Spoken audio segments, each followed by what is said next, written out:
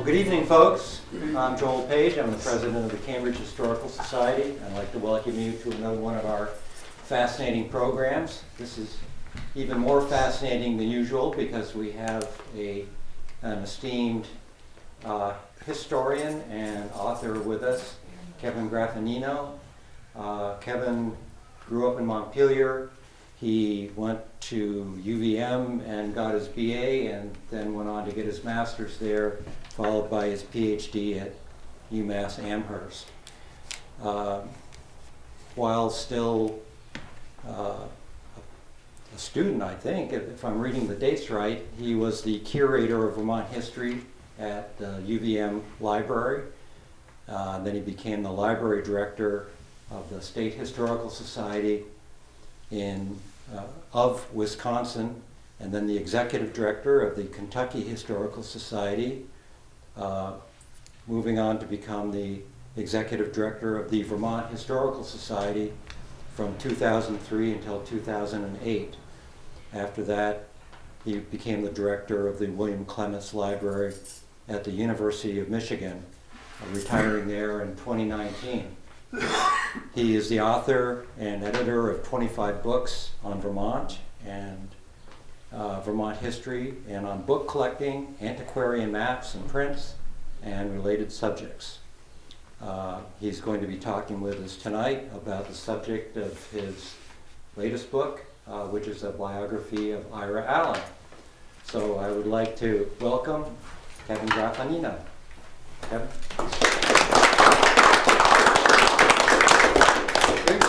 I'm impressed that so many people turned out on such a gorgeous evening. It must be something nice to do outdoors this time of night. All right, we're going to begin with a, shall we say, brief commercial before our regularly scheduled program. Joel has assured me that Cambridge is both the most literate town in Vermont and the most book-buying town in Vermont. So I have a captive audience. We have here a biography of Ira Allen that tonight's talk will be based on. $25 in your local store, $20 tonight. Lest you think I am a shameless profiteer, I make $5 on each one of these that I sell. More importantly, at least for my heart's sake, how many of you collect something, anything? All right, fair number, good. You're my target, but how many people here are grandparents? Yeah, good. This is a guide to collecting Vermont history. It is a list and annotated books about Vermont, maps about Vermont, little stories about them, why they're interesting, why they're important. If you wanted to collect Vermontiana, as it is known, this is your guide. This is your book you need. I've been doing this for 53 years. I started when I was 17 as a book dealer. I need to see some young people coming into this field. I need to see your grandchildren starting to collect Vermont so that I can feel that there's a future to the field that I've given my life to. So I expect every grandparent here to buy one copy per grandchild. I had nothing like this when I started. I learned from people. Locally, Dr. Roger Mann, who many of you know, collected Vermont history for 60 years. All of those people are gone now. And I need to see some young folks at Merrill's auctions, at the book fairs. This, I paid $40 a piece for these. I will sell one to you for $40. Well, my wife says, you're a business genius. Why hasn't Harvard asked you down to lecture on book selling? On the more shameless retail profiteer side, if you go to my website, Make America Graffagnino Again, I will sell you bobblehead dolls, t-shirts, mugs, all made in China, of course. Gold-colored ingots with my picture on them. And, I'm assured that this is what leadership in America consists of. It's making money. So, our talk tonight is Ira Allen. I started a Vermont Life article about Ira Allen almost 40 years ago with the catchphrase, for most Vermonters, Ira Allen is a hard founding father to love. And what I meant by that is that everybody tends to want to like the founding fathers and mothers of whatever state or country or group they're part of. Here in Vermont, we have a reverential attitude towards Thomas Chittenden. He's our first governor. He's the George Washington of Vermont. He steers the ship of state through tumultuous years of independence and gets us into the Union. We name counties, we name medical centers, we name a lot of things after Thomas Chittenden, banks. Ethan Allen is our version of Daniel Boone or Davy Crockett. He's the big, strong frontier hero, goes around beating up Yorkers, saves Vermont innumerable times, etc. It's the guy you want to drink with. It's the guy you want to have at your back in a fist fight. He is our frontier founding father hero. If Ira Allen has a contemporary counterpart in his own generation, it's probably Aaron Burr, who also reaches very high, falls from grace with his own generation, and stays in the shadow of American history. We don't love Ira Allen, we don't love Aaron Burr. Most of my point tonight is that none of that matters. I don't care whether you like Ira. I don't care whether you want to put him on a pedestal. I don't care whether you admire him. But you'd better have him in the picture if you want to learn about early Vermont. Because if you leave him out because you can't admire him, your picture of early Vermont is substantially incomplete. He is involved in almost everything in 18th century Vermont, except religion. And thus you will have as your first question in question and answer, how come there's a chapel at UVM named after a guy who belonged to no church, had no religion, was never part of any religious establishment? I'll be able to answer that for you. How many of you are UVMers? Parents, alumni, workers? Yeah, about half of you. The norm for a Chittenden County audience. Ira Allen is 19 years old when he comes up from Western Connecticut to what's going to become Vermont. It's the summer of 1770. He's 19 years old. He follows his 5 older brothers. Ethan is 14 years older than Ira. There's quite a gap there. All of the Allens are committed to what's known as the Yankee cause. The question in 1770 is, will New Hampshire on the east or New York on the west be the government that controls the Vermont area? Much more importantly to the Allens, will the land grants made by New Hampshire be legal tender for land ownership, or will the land grants made by New York be how you will claim your land and your farm, etc.? The Allens are pure Yankee. They go all in on the New Hampshire claims, on Benning Wentworth's grants here in the Vermont territory, which cover close to half of the state of what is today the state of Vermont.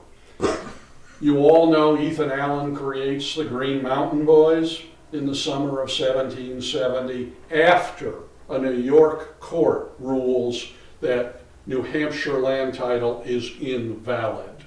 If you want to live and settle here in New York's eyes, you must buy your land again from New York. This is not what the Yankees want to hear, what the New Englanders want to do. So Ethan creates a paramilitary guerrilla group, which is going to keep the Yorkers out. And he has wonderful adventures, riding around southern Vermont, beating up Yorkers, burning down their houses, threatening to kill them if they don't give up New York. It's a wonderful time if you're Ethan Allen. Ira takes a substantially more private loner approach. He looks around and he says, nobody can settle on a farm up here unless they know where the farm is. And you don't know where the farm is unless a land surveyor comes and lays out the town. The surveyor is the key individual for how a town is about to be settled. He goes back to Connecticut in the winter of 1771. He studies with a surveyor for 3 whole weeks and declares himself a master surveyor. Now, I've known land surveyors, most of us have, our neighbors, our friends, and they tell me that's about like going to UVM med school for a semester and you're a brain surgeon. Doesn't stop Ira for a minute. For the rest of his life, he's a master surveyor. And he begins to get commissions. Most of the owners of the New Hampshire towns do not live here. They've never been here. They live in Connecticut, Massachusetts, etc. They need to hire a surveyor, lay out the plots, lay out the town green, etc., so they can sell the land.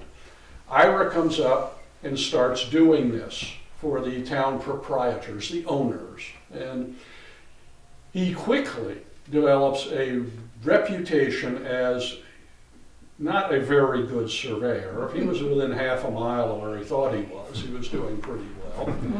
But also as a shrewd young businessman. He's taking his fees in land rather than in money. He's acquiring some of the best land in the towns that he alone has seen and knows, because the guys in southern New England don't know. They have to go by what he tells them. And he tells a story about himself years later. He talks about coming up here and surveying the town of Mansfield, which today is part of Stowe, part of Underhill. And he finds that his land is the top of the mountain, which in a pre-Volvo, pre-Skeeto day means it's absolutely worthless. He goes back, meets with the proprietors and says, I will sell any land I own in the north except my Mansfield land. And they said, why is that, Mr. Allen? He says, because it is covered in valuable gumwood trees. Now, I've been on the top of Mount Mansfield. You've been on the top of Mount Mansfield.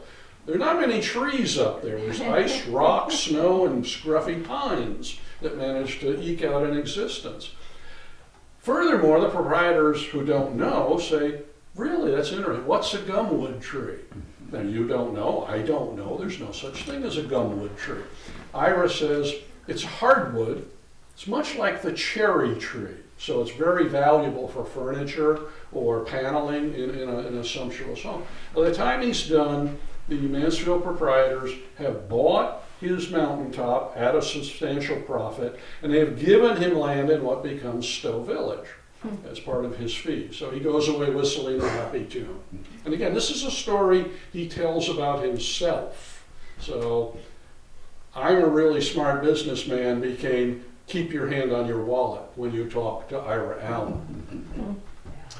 And Ira is the youngest, as I said, of the Allen. He's also the smallest physically. Ethan's about 6'2", 240, Shaquille O'Neal size for the 1770s. He is bigger and tougher than anybody you're going to meet on the grants. Ira's 5'6", young man. He weighs about 125 pounds. I don't want him at my back in a bar fight. I want Ethan. His brothers call him Stub, which gives you a sense of his ranking in the family physical hierarchy. But even though this is the case, he's the one who comes up with a family plan for empire. He goes, they tend to drift back to western Connecticut, Litchfield County, which is where the Allens are from, in the winters. He calls a family meeting in, this would be January of 1772 or 3.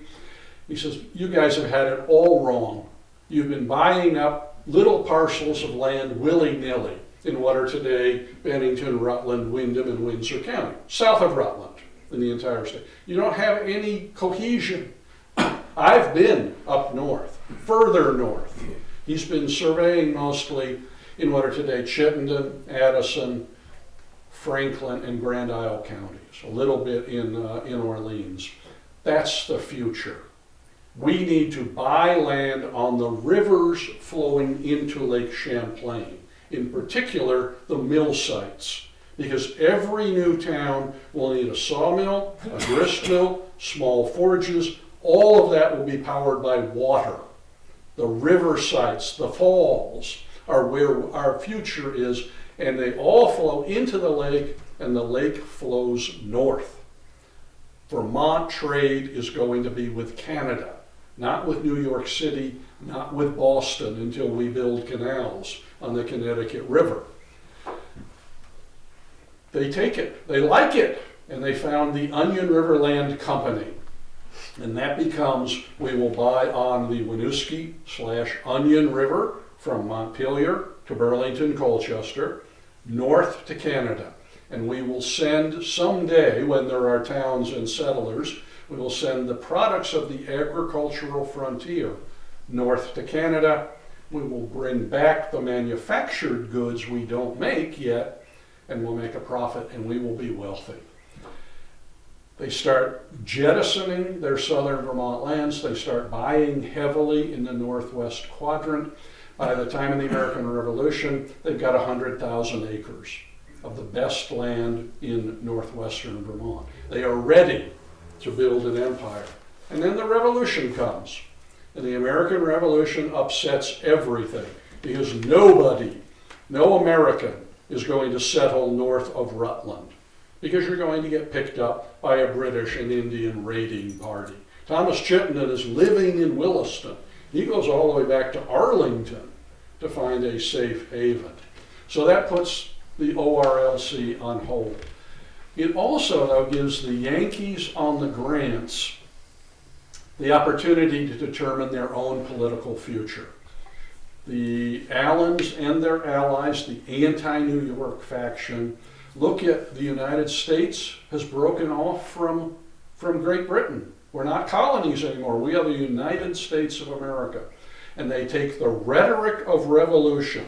We are yeoman farmers yearning to breathe free against aristocratic Great Britain, etc. Tyranny is going to have no place in America. And they just adapt it for a smaller revolution. They say, if you can break from England, we can break from New York, and we can break from New Hampshire and Massachusetts. And they create their own new state. The first addition to the 13 original states is Vermont in January of 1777. It starts as New Connecticut. They find Pennsylvania already has a region called that. So they come up with Vermont in the summer. And suddenly we are, depending on your interpretation, a state waiting to be admitted or an independent republic trying to determine its own future. Either way, there's a new government, and the Allens are all in on the Vermont independence. Now, you'd have expected Ethan to be the family leader. He's the guy with the reputation, he's the oldest, he's the boldest, but brilliant military genius that he is, he goes and gets himself captured at Montreal. In September of 1775, he thinks he can take the city of Montreal with a couple hundred backwoods soldiers. It fails miserably. He's captured. He's taken to England as a prisoner of war. He's out of the picture for 2.5 years in England, where he's a celebrity. The English people think he's wonderful. He's just, if there were television, he'd have been on TV every day as this idiosyncratic colonial. And then back on Long Island and in New York City as a prisoner. So the Allens need another leader to help the government, to help Thomas Chittenden. Heman Allen would have been a likely second brother, sober, solid, serious, well-respected. He gets sunstroke at the Battle of Bennington in the summer of 1777, withers away and dies a year later. Ira steps in to fill the gap. He becomes secretary to Thomas Chittenden and the council. The council is, in effect, the state senate. It's an oligarchical group of about a dozen men who run Vermont during the Revolution. Ira is their scribe. They need to send out anything, write anything, Ira does it. And Thomas Chittenden, for all of his many talents, is not a man of letters. There's a letter of his that he wrote in his own hand up at UVM the last year of his governorship. And it's as if a third grader had written it. He wasn't well educated. Ira puts his words on paper for him. It's an important position. Ira also becomes the first state treasurer, which means the state finances ride around in his saddlebags. There's no state capitol building. There's no staff. It's just Ira Allen, who is not a good bookkeeper. Detail on finances are not a strength, and he'll get in trouble for this later. He becomes the principal unofficial ambassador. Vermont doesn't have a military. Vermont wins its battles by negotiating with Congress, with New York, with New Hampshire. Ira's often the one that Chittenden sends out of state to do this for us. Most importantly for Ira, he becomes the state surveyor general. Vermont does not want to impose taxes. It knows its popularity is on a razor's edge. But it can raise money by granting new towns in the towns that New Hampshire had, the areas New Hampshire had not granted. You charge a fee, the new proprietors pay, but there are no taxes. You're popular, quite popular as a government on that basis. The state surveyor general is in charge of that process. So you have put the biggest land speculator in Vermont in charge of land speculation in Vermont during the American Revolution. Now this would be like, oh, you pick a billionaire, you put him in charge of reducing the size of government. We've done that. Ira benefits from this. He makes sure that the towns are going to people who are on his side, and he gets himself plots of land in many of the new towns. Ira gets a choice piece of real estate as well. Probably, well, no, unquestionably, Ira's most controversial service during the Revolution is what are known as the Haldeman negotiations. In 1780, nobody knows who's going to win the war. The British have had victories, we've had victories, France is in on our side by now, but it's not a done deal that America will win. And the British look at the situation and say, that little place Vermont keeps asking Congress for admission, and Congress keeps saying no, not during the war, not while New York objects, etc., not while we have other priorities. What about if England broke Vermont off from the American Revolution? We'd split New England off in effect, and we'd have free entry up and down the Champlain Corridor, a principal invasion route from Canada to New York. We might win the war if Vermont came back into our side and set an example for any other disaffected area. So they send a British spy up to Bennington County to talk to Ethan Allen. It was the only Vermonter that England has ever heard of. He's been a celebrity there. He took Ticonderoga. He wrote a best-selling autobiography. So they contact him. And Ethan's response is, hey, boy, Benedict Arnold has just been outed and almost captured. His response is, I don't want to be another Benedict Arnold. But this is an interesting idea. We should talk about it. And he tells Chittenden, he tells Ira, he tells the Fay brothers. It's maybe 8 men in Vermont are in on this. And they start talking to the British in Canada. Haldeman negotiations, because Frederick Haldeman is the Governor General of Canada. He's in charge of the British end of it. Now, if you read any biography of Ethan Allen, that biographer for 150, 200 years is going to tell you that Ethan was in charge. Ethan was king, everybody else were just little pawns and minions. I've never bought that. If I'm Thomas Chittenden and I'm engaging in what is a treasonable activity by most American patriots' lights, I am not putting the biggest braggart, the loudest talker, and a guy who drinks a lot in charge of the operation. I'm going to pick somebody who can be in a room and nobody remembers he was there, who is sneaky, sly, underhanded. I pick Ira Allen, and Chittenden did that. He made Ira the guy who went north to the north end of Lake Champlain to negotiate with the agents that Haldeman sent southwest from Quebec City. where his headquarters are. And Ira talks for over a year with the British. They very quickly decide they don't like him. They write back to Haldeman and say, trying to get a straight answer out of this guy is like trying to nail Jell-O to the wall. He's sneaky. He says one thing one day, says something else the next day. And Haldeman keeps saying, yeah, but the prize is big enough. The goal is important enough. Keep trying.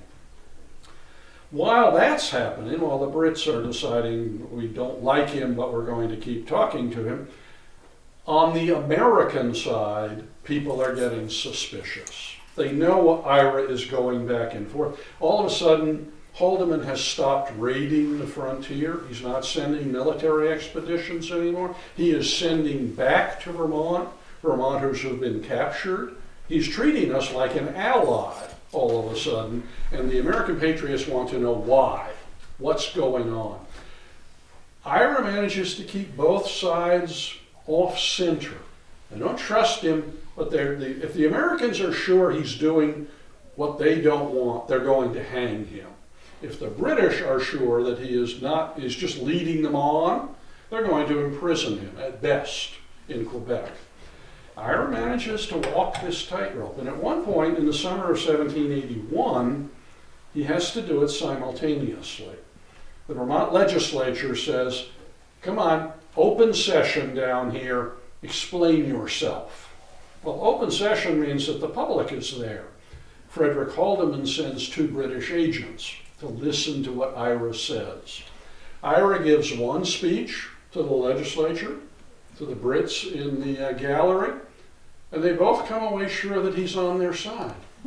As he says later, is it not curious to see opposing parties both believing what they wish to believe and thereby deceiving themselves? I think that is quite interesting. I also think it's a job I would not have wanted. You've got to have a backbone of titanium to navigate that minefield. In the fall of 1781, Haldeman loses patience. It's taken too long. The Vermonters are not moving as he wants them to. He sends an army south from Canada to the south end of Lake Champlain. 1,500 soldiers, not militia, not guys who have a gun at home and get called out for an alarm. These are professionals. They are going to whip through any Vermont military like a knife through butter. They also have a printed proclamation on paper welcoming Vermont back into the British Empire. Now, if that gets released, the Allens are going to have 2 choices. Flee to the British lines so as not to be hanged, or try to persuade the population of Vermont, this is a good deal, let's do it. I don't think the second one was ever viable. I don't think you could have persuaded more than 1/3 of the Vermont population that they wanted to become part of British control again. They had come from Connecticut, Massachusetts, New York, New Hampshire. They're Americans by 1781. So this is a bad time for the Allens, potentially. And then word comes from Virginia. Cornwallis has surrendered at Yorktown, and the war is over. There's no military future. Haldeman takes his army back to Canada. Proclamation goes with them. From day one, Ira Allen starts to control the narrative. We were brave American patriots. We never meant to rejoin England. We kept the English bottled up in Canada. We saved northern New York, northern New Hampshire. We won the American Revolution, and we want some damn credit for it. And this becomes the Vermont story for the next 150 years.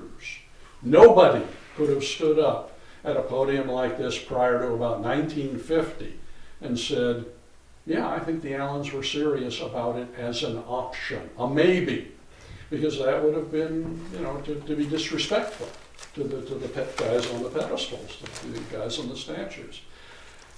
The tough thing for making the argument that it was all patriotic is that Ethan and Ira keep the negotiations going after the war is over. There's no longer a military threat from Canada because there's no war anymore. And the Allens are writing letters to General Haldeman. We don't want to join the Union. We still want to be part of Canada. Please take us in. And linked to that is, while we're talking about it, we really need trade concessions. The trade that we want to bring to Canada needs to come in for free. It needs to have favorable terms. We need good prices, et cetera, et cetera. The Allens' financial incentive is based on we must have a cordial working commercial relationship with Canada, because Burlington and Chittenden County and the rest of northwestern Vermont have to trade with Canada. You float your goods the way the water flows, and it does not flow towards New York City from Lake Champlain. Lake Champlain flows to the Richelieu River, into the St. Lawrence River, to Quebec City, the largest city in North America.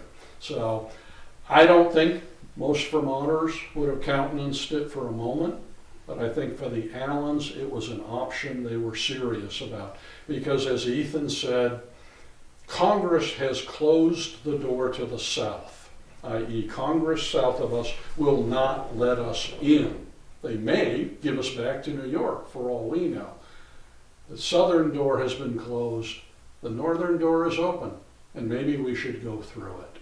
So, that the Allens keep talking about this long after the revolution has ended is fairly good evidence that, at least for Ira, this is a good maybe to work towards. So the war ends, 1781, 83. It's like letting a dam loose. Now everybody in southern New England who has wanted cheap land and wanted a place to grow stuff can come up to Vermont without military danger. And settlers start to pour into the northern half of Vermont. So Ira revives the Onion River Land Company plan. He moves from Sunderland, down in Bennington County, where he had spent the war, up to the falls of the Winooski. Most of you know Winooski City. You go down the hill from Burlington, and there are the falls on your right. The best water-powered industrial site in northern Vermont. Ira builds a house, a nice house, but not a mansion. This guy is never an aristocrat. Builds a house where the Winooski block is today. A beautiful brick building with a beautiful big eagle on the front that so far the thieves and antique dealers have not stolen. Someday somebody's going to rappel down there and try to remove that eagle. It's gorgeous. And he builds mills, forges, etc. at the falls. All of those textile factories down in Winooski, some of us probably had relatives, grandparents who worked in them. Those all had their forerunners in Ira Allen's forges, shops, and mills. And he revives the plan. Ethan moves up as well, but Ethan dies in 1789. He's only up here for 2 years, so he's out of the picture. Heman has already died. Zimri, I believe, has died. Heber is alive, living in Pulteney, utterly non-political. So Ira and brother Levi, who conveniently had been a loyalist during the Revolution, which makes him okay with the British in Canada, revive the plan. Before the plan, Ira gets involved in some cool stuff. He gets married. He'd been a bachelor to the age of about 38, and all of a sudden, gets married to, he calls her my favorite, Miss Enos. Jerusha Enos is 25, Ira's 38. He brings her up to Colchester. She has gardens. They go all the way from the Winooski block down to the river. Supposedly gorgeous site. He helps found the University of Vermont. How many of us walk past that statue every day for 4 years on the green? And on the plaque it says, Ira Allen, founder of this university, founder of the state of Vermont, or something to that effect. Neither is true. You'll ask me why. Why is there a statue? This goes with why is there an Ira Allen chapel? Everybody knows in the summer of 1791, Vermont is going to create a university. The legislature is going to do this because we've joined the Union. We're the 14th state, and a new state needs something solid like a university to brag about. The other thing we're going to need pretty soon is a state prison. Both of these are economic drivers for the communities that they're going to be in. So we know there will be a University of Vermont in the fall session, and the legislature lets it be known that their decision on where to put it is going to be economic. Which town is going to pledge the most in free land, free building materials, cash, anything else that means the state doesn't have to pay for the university. And Bennington bids, and Woodstock bids, Williamstown bids, Rutland bids. A dozen towns put in bids. Top bid is £400. It's a lot of money in 1791. And Ira looks at that and says, I'll add a zero. I'll bid £4,000. But you're putting it in Burlington. And legislature, well, yes, Mr. Allen, that's where we always wanted to put it. Absolutely. Now, the fact that Ira owns most of Burlington is perhaps a factor in his pledging. He gives the land where the green is. Waterman, Williams Science Hall, all of that is Ira Allen acreage. And he says, that's £1,500. And the new trustees say, great, when's the $2,500 coming? We want that in cash. We need to build a building. We need to hire a president, et cetera, et cetera. And Ira says, soon. Almost, the check is in the mail. He never pays it. He wants to, he believes in the university. He believes sincerely in the University of Vermont, as he says, I created it not to educate the sons of rich men, i.e. Harvard and Yale and Princeton. I created the university to educate the sons of farmers and mechanics. And I love that. Philosophically, this guy is a small d Democrat, but he doesn't have the money. He doesn't have the cash flow. And as a UVM grad, my family has 8 UVM degrees. And as a UVM fundraiser and donor, I think it's highly ironic that the highest level of giving at the University of Vermont is the Ira Allen Society. And I bet if I go in tomorrow and pledge $25 million for something, they'll give me the coffee mug and the hockey tickets and the scarf and everything else. But if I don't pay the $25 million, they're going to take my name off the building eventually. So, how many Ira Allen Society members? Yeah, it's pricey, believe me. So, he's busy, but there's the plan is the great priority. It's the prime directive. Marriage, people ask me about this. Oh, he's married, isn't that nice? What about the family? He was married, but Levi is the romantic Allen brother. Levi, long-suffering wife Nancy. Levi fails at everything. I mean, there's almost nothing he tries that doesn't go right in the toilet the second he starts working on it. But he's so romantic. He travels all the time. Letters home to Nancy. The sun, the moon, the stars do not shine as bright when we're apart. I almost cannot breathe thinking that you're not in the next room, my dear. I mean, that's pretty good stuff. Ira signs his letters to Jerusha, your friend Ira Allen. I can do better than that. The grand plan is what matters. And the plan is, you take the mills and forges. He's built them on most of the mill sites flowing into the lake. Swanton, Milton, all places where there are now dams and falls. Ira's got buildings and he's creating things. You are selling and leasing your land. By now he claims 200,000 acres of northwestern Vermont, including the estates of his deceased brothers, which will get him in trouble eventually. And you're going to take the goods that are created, particularly trees. You have to cut down a lot of trees to farm your land. Ira going to send the lumber, the trees, north to Canada for sale for potash. You use it in soap, you use it in fertilizer. If you distill it enough into pearl ash, you use it in making glass. It's a valuable crop. And the wheat and the corn and the agricultural whiskey that we make from the grains will all go to Quebec City, floating on big rafts. And then we're going to bring back the manufactured goods we don't make, but people want. Guns and linens and lots of other stuff that Europe can sell to us. Make a profit both ways. You have tons of cash flow. You can develop your 200,000 acres at your pace, and you become the richest man in northern New England. It's a great plan. I mean, on paper, it just looks wonderful. Levi sets up at St. John, north of the border. If you go from Burlington to Montreal, you go right past St. John. It was a military outpost. He sets up a trading post. He'll manage the Canadian end with British approval. They run into three problems almost immediately. One, we're now part of the Union. We don't have independent negotiations with Canada on trade. It's all the American rules that we have to follow. And the British, sometimes they like us when we get there with our rafts, and they let us through. And sometimes they like us if we bribe them, and they let us through. And sometimes they don't like us, and they throw all the stuff on the raft into the lake just for the fun of it. So consistency is difficult on this basis. Secondly, the Richelieu is a rising, falling water source.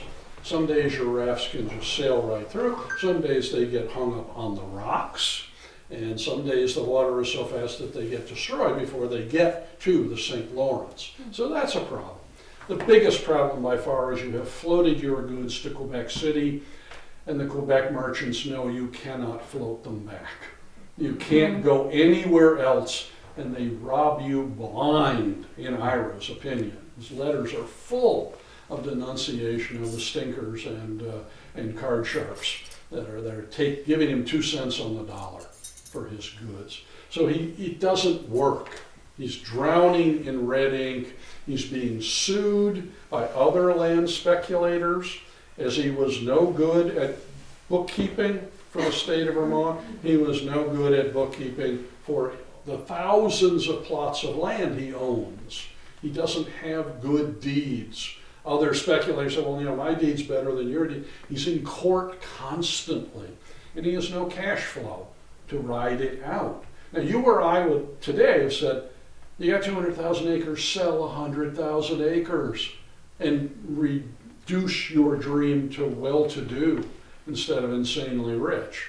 And he doesn't do that, but he has a plan. And I love this about Ira. No matter how bad things get, there's always a plan. He goes to Boston in December of 1795. He mortgages his best lands in the valley. He doesn't sell them. He gets loans. He puts gold in the bottom, false bottom of a steamer trunk. He gets on a ship and he goes to England. It's the first time he's ever left North America.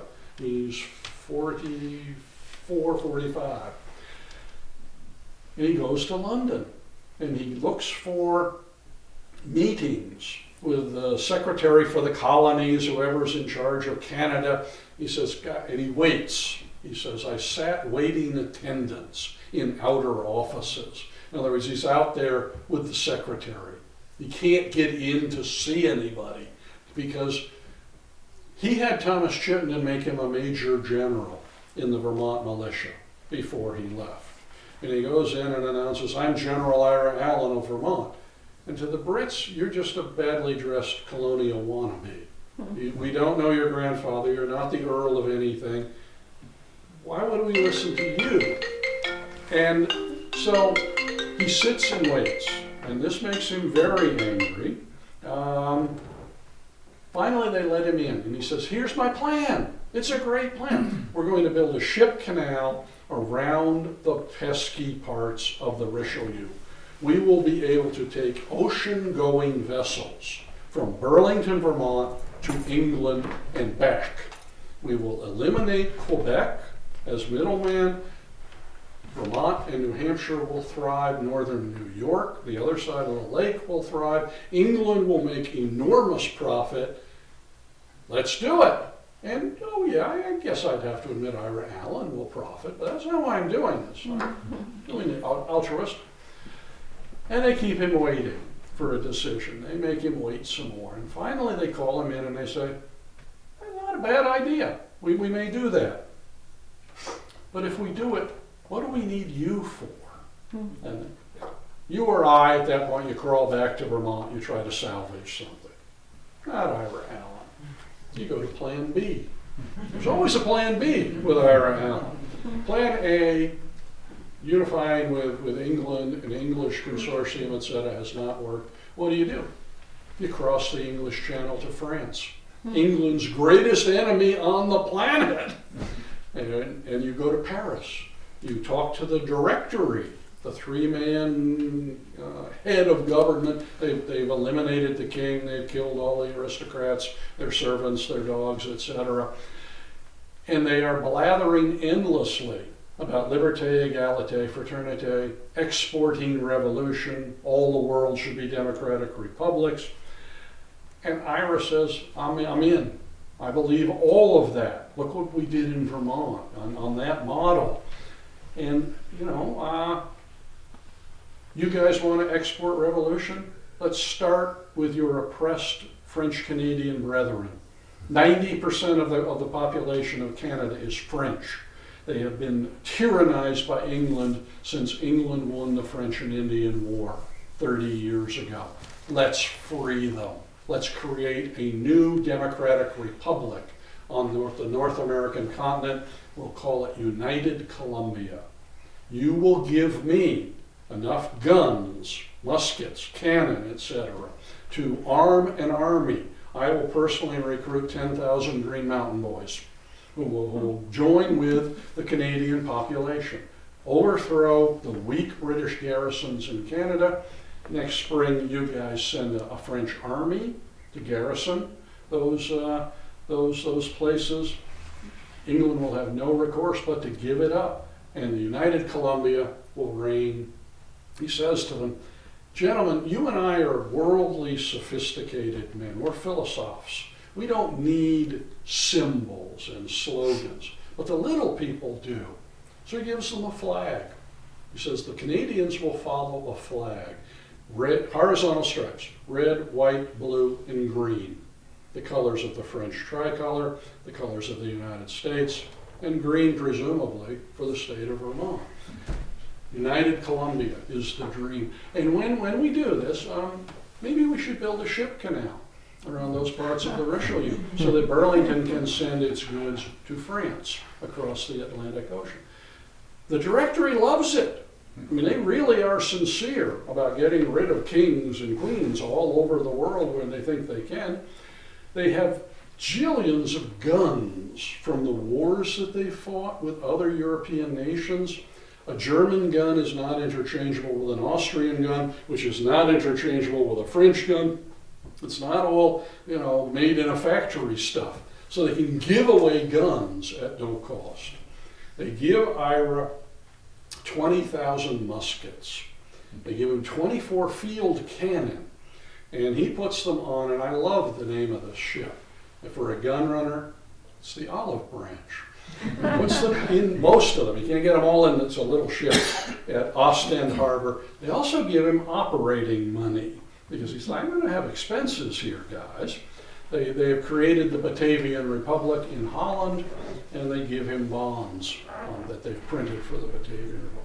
He sails out of Ostend Harbor in 1796.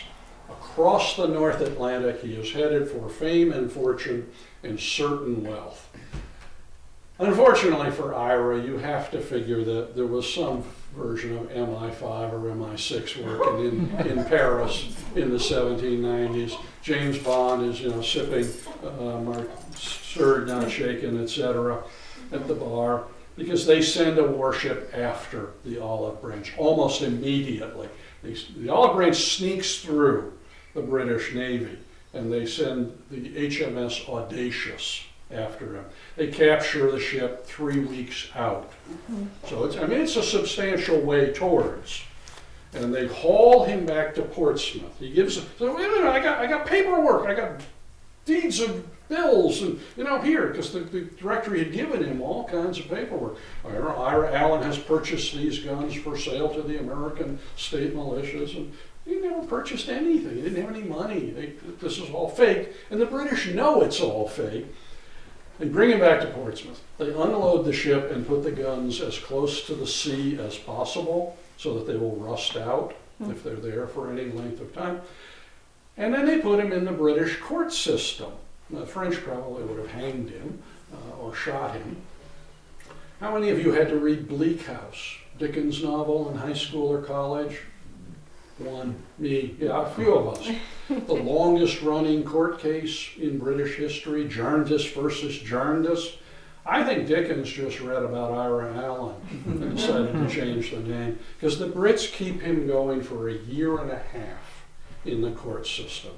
Yeah, your paperwork is okay, but it's not notarized. Your paperwork's okay, but that comma's in the wrong place. And they keep coming up with reasons it's not quite good enough. And they put him in court with a judge who hates Americans and says so every morning in court. He just spends the first 15 minutes yelling at Ira for being an American. It's not a good time. He has time to write the second history of Vermont. It's published in London in 1798. It's mostly an explanation of why a ship canal would be a good idea and why the Haldeman negotiations were not serious. Finally, the English say, yeah, if you had a little better paperwork from France, maybe we'd go along here, give you back your guns. And he makes the worst decision of his life. He goes back to France. He assumes that the directory helped me. They're my pals. Yeah, in a year and a half, Fortune's wheel has turned half a dozen times in Paris. His directory members are dead or exiled, and the new guys look at him and say, funny looking guy, comes straight from England with English approval, friends of the guys we threw out of office here, and he doesn't speak a word of French. British spy. And they throw him in prison. They don't tell him why. They don't have a strong sense of habeas corpus in revolutionary France. They just put him in prison and they leave him there. And in those days in France, and probably most everywhere else, if you don't pay for your food, you don't eat.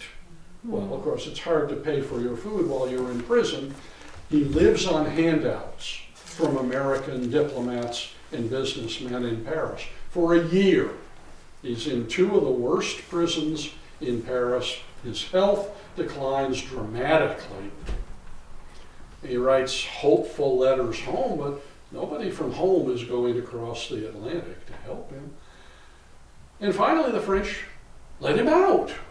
They don't tell him why. Just, we need more room in the cell. Get out. And they throw him out on the street. He's in horrible physical condition. It takes another year for him to get his health back. And although they threw him out, they won't give him any paperwork to leave the country for months and months. Finally, he gets back to Philadelphia early in 1801. He had told Jerusha, I'll be gone 6 or 7 months. He's gone for 5 years.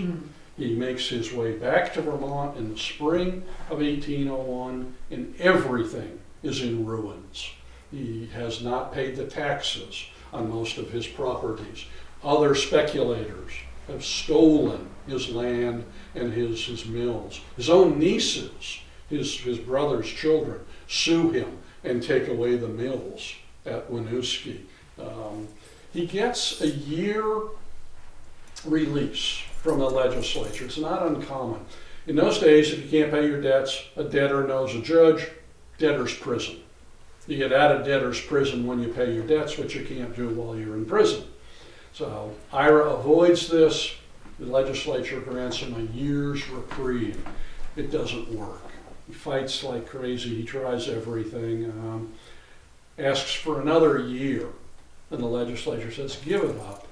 You're not going to resolve this. Forget it. So Ira contacts his principal largest creditors, most of whom are Chittenden County people. And he says, come to my house in Winooski. Big party tonight. I will satisfy your demands. And they go over, they sit in his front parlor, they eat and drink, and they're having a merry time. Ira slips out the back door, gets on a small sloop, goes down the Winooski to the lake, and this time, instead of going north, he goes south.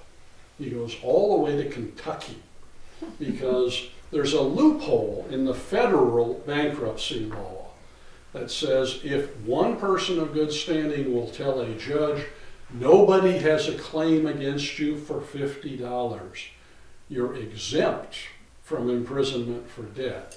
And Matthew Lyon, founder of Fairhaven, Vermont congressman, is living in western Kentucky. He's about to be elected to Congress from Kentucky. He's a man of stature, and he perjures himself. He knows Ira's got 100 creditors at more than $50. No, my friend Ira is completely free of entanglement. The judge grants him federal exemption. Well, that's great in most of the states. It's not going to work in Vermont, because if he comes back here, a creditor will find a friendly judge and get him tossed back into prison. So he goes to Philadelphia, and he spends the last 10 years of his life there in declining health, declining finances. It's a bad decade. He writes home all the time, Jerusha, bring the children to Philadelphia. I have an old French priest who can tutor them, and then we'll put them in this private boarding school outside the city. What he really spends his time doing is writing books and pamphlets about the Olive Branch affair. And this is well over 1,000 pages in print. It is repetitive, it is illogical, it is often nonsense, but the whole point is somebody owes me. France owes me. England owes me. Probably the United States owes me. Somebody needs to make me whole again so I can go home and rebuild the empire. It doesn't work. Nobody signs on to help with this. And then in the last 6 months of his life, Ira is reborn. Somehow, 3 Spanish-American mercenaries come to Philadelphia. This is the age of Simón Bolívar, revolutions in Spanish America, new countries, etc. And these 3 guys come to Philadelphia looking for American financial support for their revolution. Their revolution is going to be to take northern Mexico away from Spain, Texas. This is 1813, so we're 25 years shy of Davy Crockett and Jim Bowie at the Alamo. Somehow, these guys wind up at Ira's boarding house, and he's reborn. He says, guys, revolution? Do I know revolution? I led the revolution in Vermont, and we got our own state out of it. I had a great revolution planned in Canada till those Brits caught me. You guys, raise your money here. Go south. Some good advice for you. Bring a printer and a printing press, because you will win more hearts and minds with broadsides and books than you will with bayonets. The people will follow you if your rhetoric is good. And he gets them a New England printer and sends him on an ox cart down to Texas, does the first printing in what will become the state of Texas in Spanish. It's called the Gutierrez de Lara expedition. It's a miserable failure. It's 25 years too soon to make it work. You go down, they get whomped by the Spanish and Mexican troops. It falls apart almost immediately. I think it's fortunate that Ira never learns that his dream, because he had told them when they left, when you have your new country, I will be your ambassador to the United States. I'm going to rebuild everything. He doesn't find out about the failure because he dies in January of 1814. He's 62. The attending physician calls it retrocedent gout. I think as likely an explanation as he wore out. He had never regained his health after the French prison. He must have had horrible conditions because he goes from bad to worst for boarding houses. and he wears out. Most of the Allen brothers die pretty young. They don't make it to 65, certainly. I've looked for 40 years here in Vermont and found one mention of his death in 1814. There's a 3-line obituary in the Burlington Weekly paper, the Northern Sentinel, and it says, died in Philadelphia, General Ira Allen, late of Colchester. And that's it as far as Vermont noticing. My argument is by 1814, Ira was mostly forgotten. He's been gone for the better part of 20 years, and people who remember him at all, one of Ethan's younger brothers, kind of slick and shifty as a businessman. He's in the shadows, and he stays there for a century and a half. The people of Vermont get, like the rest of the people in the United States, really excited about the revolution, the 50th, in the 1820s, and then they start creating state historical societies. The revolutionary generation is dying. By the 1840s, they're very old men and women, and they become reverential figures. Ethan Allen, Thomas Chittenden, Seth Warner, the great heroes of early Vermont, have their counterparts in every state.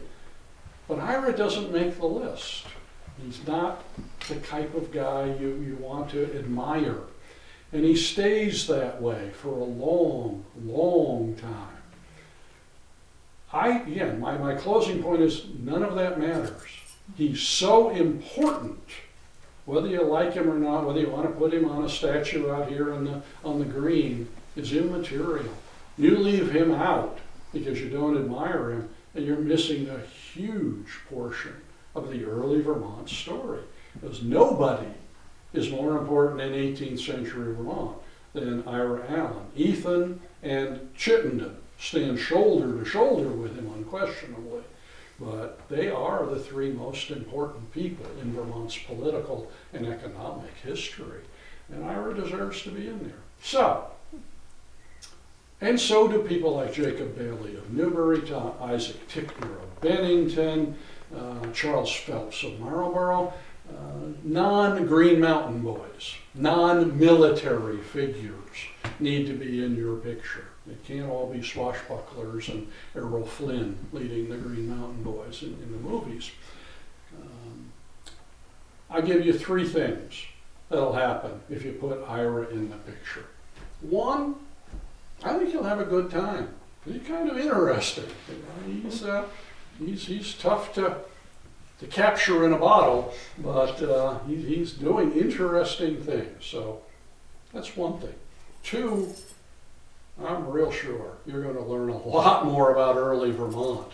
If you read this book or anything else about Ira Allen, you'll know a lot more about Vermont's founding decades. And 3, I am completely certain whether Ira watches you from up there or down there, he'll enjoy the attention. Thank you.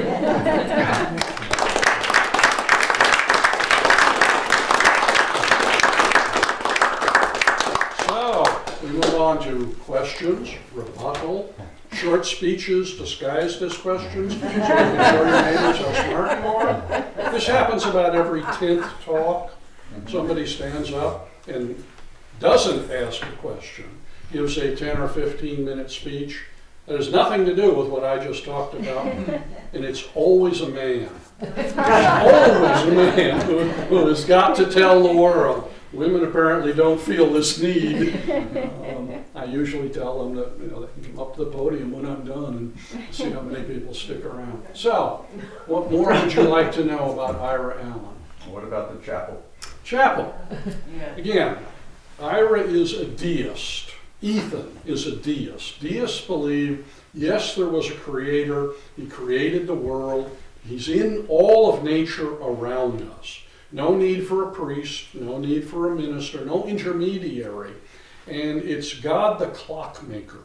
God created the world, but he only comes back and interferes, or there's no everything that happens is God's will. God comes back when the clock stops working.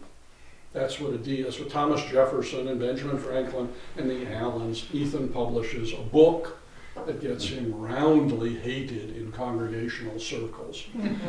So why do you name a chapel after this guy? And the answer is that in the 19-teens, a very wealthy retiree from the West moves to Manchester, Vermont. He's made his money in ranching and banking and mining and everything else. He's got more money than anybody. And he moves to Manchester, and for reasons we don't know, decides that early Vermont history and Ira Allen are his major causes in life. His name is James Benjamin Wilbur. UVMers know about the Wilbur Fund, Wilbur Scholarships, etc.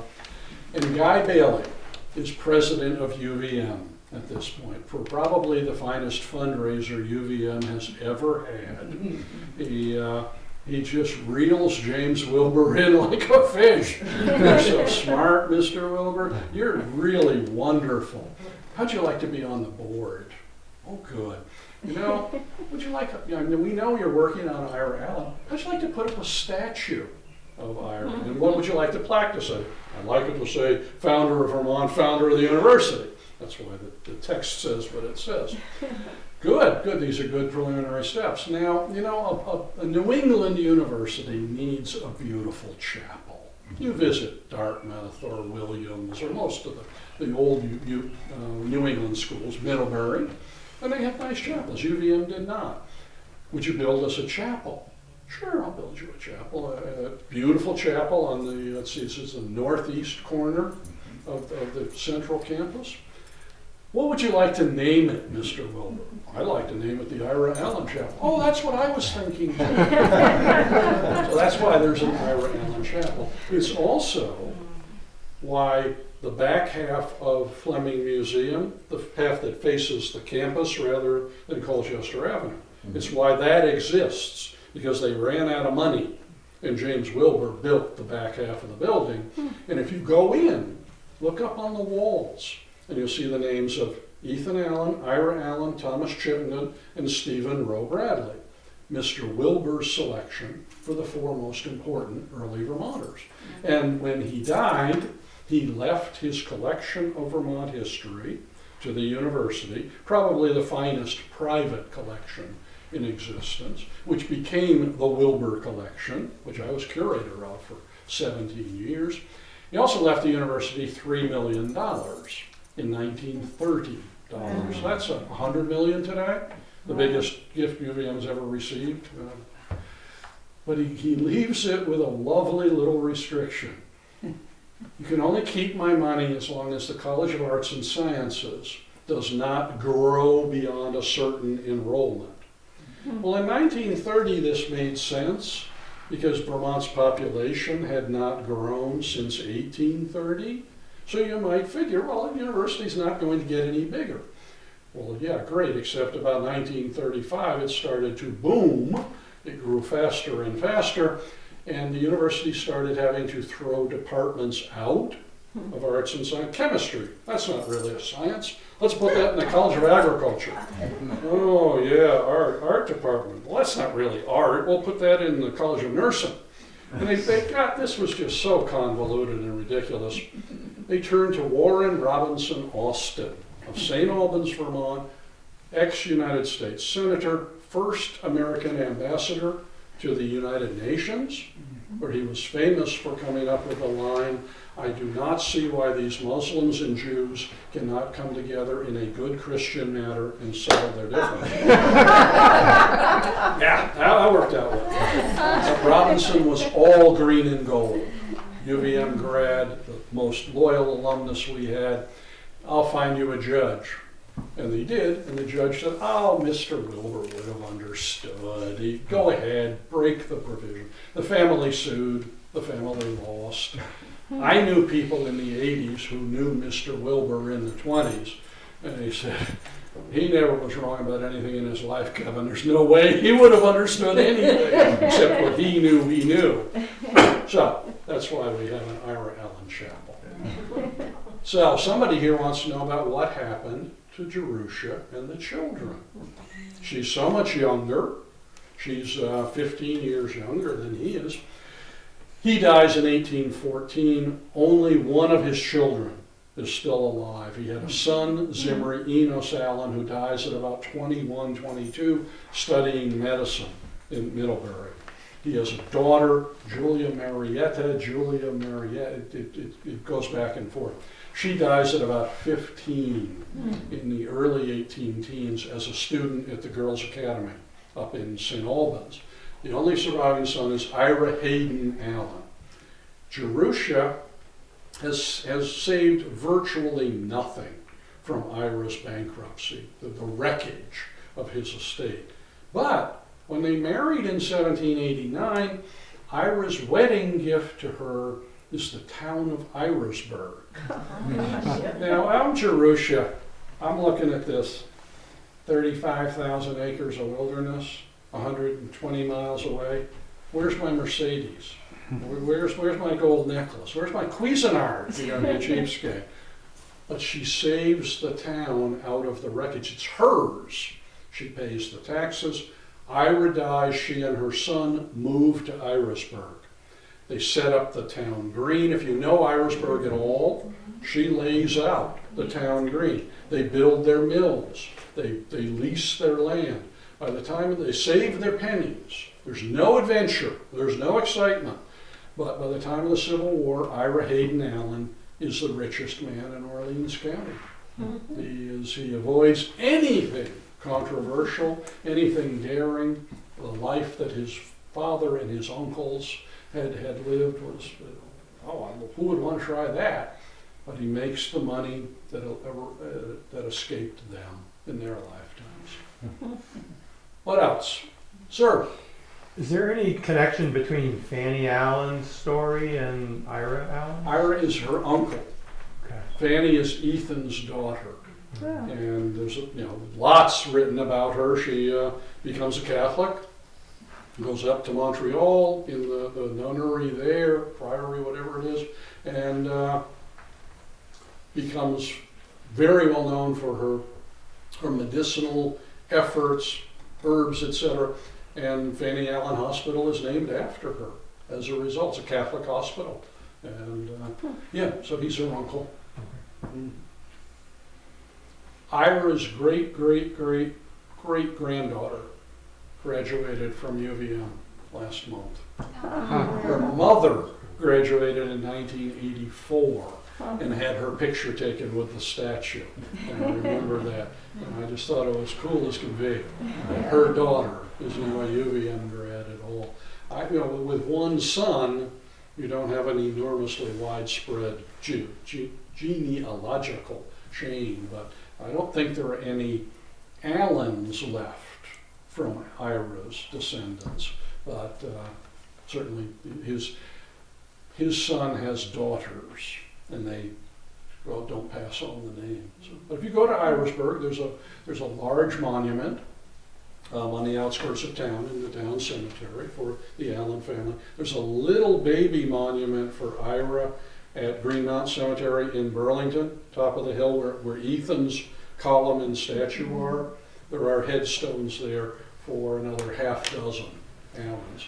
But not only you're not really sure that Ethan is anywhere near that column. They build the column in the 1850s. He's been dead for over 65 years. No headstone remaining. They turned to old men who said, I was at the funeral in 1789. And where was the grave? Well, when we were boys, we would sit with our back against that pine tree, which was still there in the 1850s. And if you could spit as far as Ethan Allen's grave in that direction, then you were a good spitter. So that helped them decide where the column went. Ira is nowhere near where his headstone is. He's actually buried outside of Philadelphia. He dies dead broke. The Quakers come and pick up his body and put it for free in the Free Quaker Cemetery, which is downtown. By 1900, that is tremendously valuable real estate. They dig up all the graves. They put all the bones in one wagon, and they take them out to Audubon, Pennsylvania, just outside the John James Audubon estate. They put them all in a mass grave. In about 1991 or 2, some UVM alums, including me, got permission from the state of Pennsylvania to put up a highway marker next to that little mass grave. They let us do it. Pennsylvania's markers are blue and white. They're state colors. They let us do it in green and gold. So if you want to see Ira Allen's grave, there's a marker down there. About 30 years ago, Vince Aluzzi, state senator from the Northeast Kingdom, came up with the idea, you know, DNA testing is possible now. Let's dig up all the bones until we find which ones are Ira's, reassemble his skeleton, and bury them somewhere here in Vermont, Irisburg, presumably. And people pointed out that, you know, they're somewhat disrespectful to have the other 150, 200 people in the grave, and the estimated cost $20–30 million. Oh gosh. The idea never made it out of committee. I think they should let Iris do, or Ira is. I never thought it was a great idea to begin with. Thanks, folks. Thank